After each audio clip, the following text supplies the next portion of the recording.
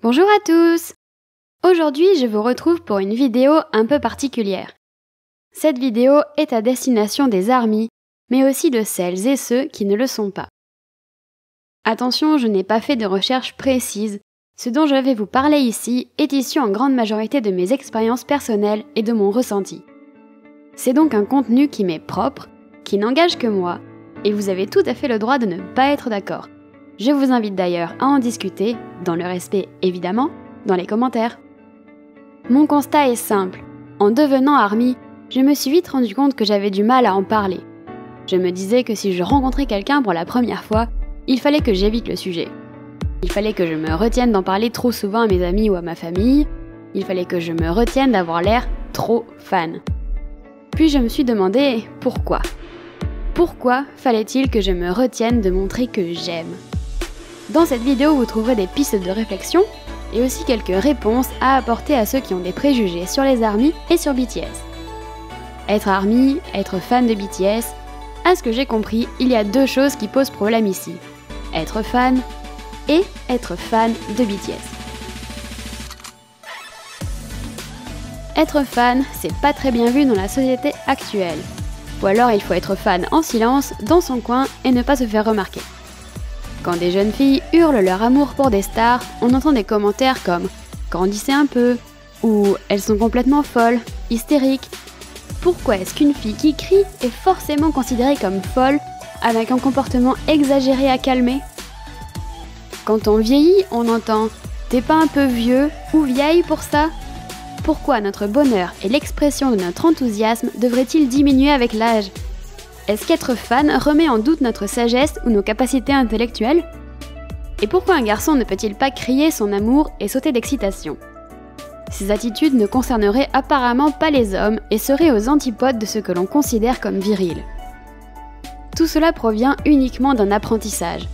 Les femmes doivent combattre leur hystérie, maladie supposée venant d'un défaut de l'utérus, et utilisée depuis la nuit des temps pour dire aux femmes « tu es malade, tu es folle, il faut te soigner », alors que cette maladie n'existe pas.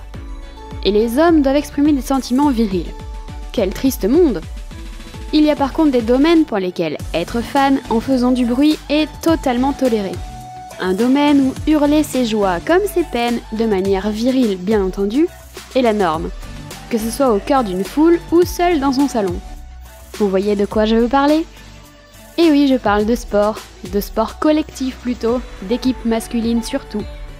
Alors dites-moi en quoi ça...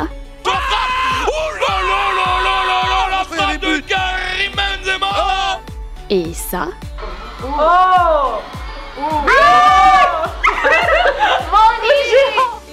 C'est différent. Mon but n'est pas de critiquer les fans de sport, bien au contraire. On peut dire que le sport c'est fédérateur. Et c'est vrai.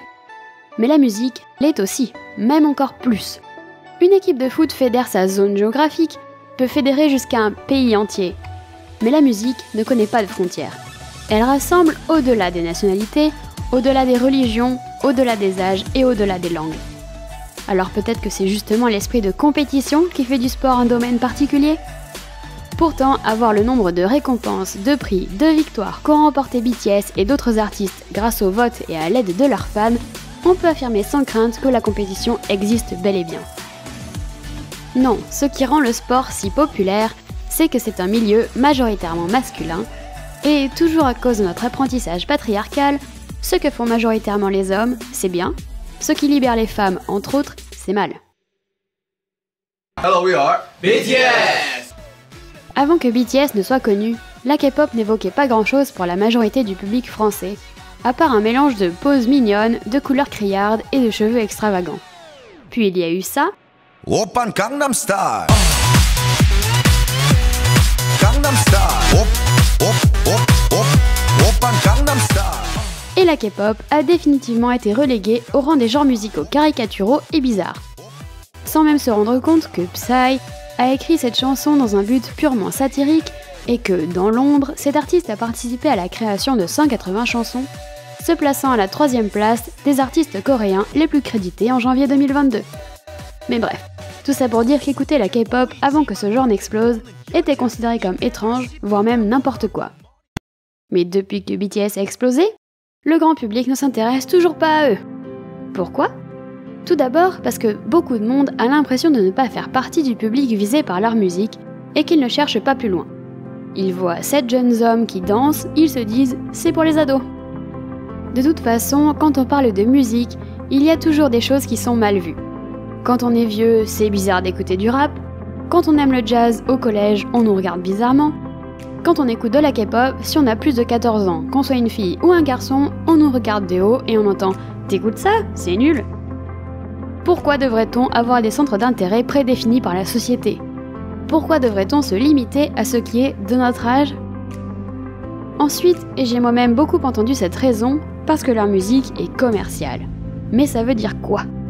Toutes les musiques sont commerciales, le but c'est de les vendre pour faire de l'argent. Sinon, autant les publier gratuitement sur SoundCloud par exemple.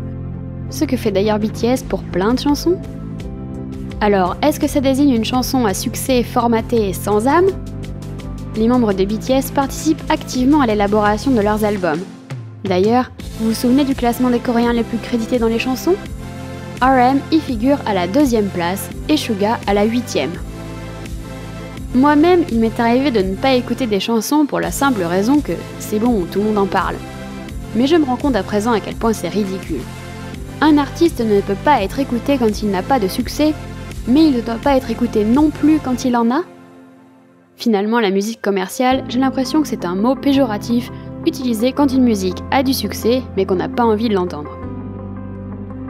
Autre argument en défaveur de BTS, ils se ressemblent tous et ils sont efféminés. Ici, le problème est simple, il s'agit de bêtises. Certes, les visages des Asiatiques nous paraissent similaires quand on n'est pas habitué, mais en creusant un peu, on s'habitue vite à leurs traits. Aujourd'hui, je n'arrive même pas à croire que je les confondais au début. Ils sont si différents. Si quelqu'un reste arrêté là-dessus, c'est de la flemme ou du racisme. Pour leur côté efféminé, ça ne devrait même pas être un problème. En 2022, il me semble qu'on peut passer outre. J'ai souvent entendu « Oui, mais on comprend pas leurs chansons ». Oui, effectivement, ils chantent la plupart du temps en coréen. C'est vrai que ça en rebute certains. Pourtant, quand nous étions des enfants, aucune parole ne nous empêchait de danser ici. On a tous cherché des paroles et des traductions sur internet.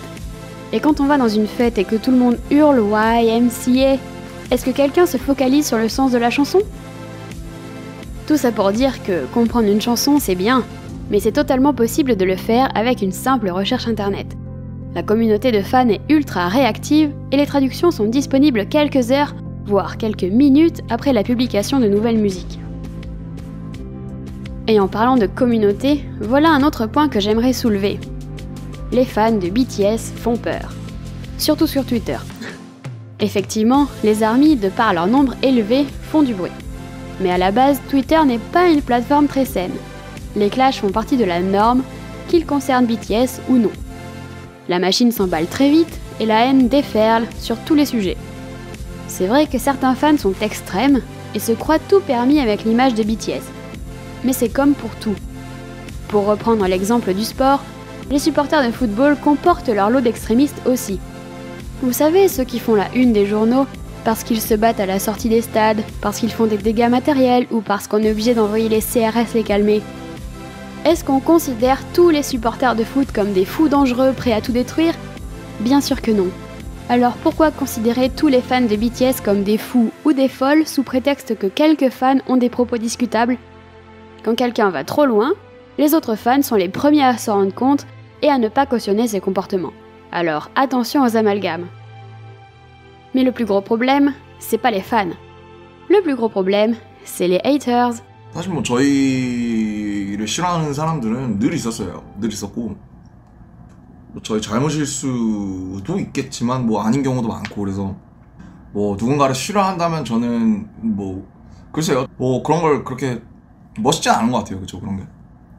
그리고 뭐 싫어하는 건 되게 쉽죠. 뭐 야 오늘 얘네 봤는데 구림 뭐 이상함 뭐 이러면 뭐 얼마나 쉬워요.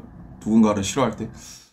Leurs détracteurs sont très nombreux et ne manquent jamais une occasion de les descendre en publiant des photos retouchées, des fake news, voire des menaces très graves. Dans ce contexte, on peut comprendre que les ARMY soient toujours sur la défensive, habitués à recevoir des critiques injustifiées. Alors la question que je poserai, c'est pas pourquoi les fans sont-ils aussi virulents sur Twitter, mais plutôt, pourquoi les haters de BTS sont-ils si virulents? Enfin, voilà le dernier point que je veux évoquer dans cette vidéo déjà beaucoup trop longue. BTS et leurs fans, c'est une secte. Alors oui, BTS et les ARMY ont créé des mots de vocabulaire comme Bolahe. Ils partagent des souvenirs communs, des pratiques communes comme les fans chantent lors des concerts, célèbrent leurs propres fêtes comme l'anniversaire de leur début le 13 juin ou la fête des ARMY le 9 juillet. Tous ces éléments réunis, cela ne forme pas une secte. Cela forme une culture. Une sous-culture, une culture inférieure à celle d'un pays ou d'une région, mais une culture quand même. Au même titre que la sous-culture issue de Star Wars ou d'Harry Potter. Au même titre qu'une culture issue de jeux vidéo, où les membres partagent un vocabulaire très spécifique et se rassemblent lors de grands événements. Mais ce n'est pas une secte, ni un culte. BTS ne restreint pas nos libertés, ne nous oblige pas à croire à des doctrines obscures et indiscutables. Au contraire, leurs chansons prônent l'amour de soi, la liberté de chacun. Elles ouvrent des horizons philosophiques et littéraires et condamnent l'intolérance. Les ARMY ont des opinions différentes, lancent des débats sur les chansons qu'ils aiment ou qu'ils n'aiment pas. Ce n'est pas BTS qui s'élève en emprisonnant des fans dans leur sillage. Ce sont les fans qui élèvent BTS grâce à leur soutien. Et les membres de BTS en sont conscients. Ils remercient toujours les fans en premier.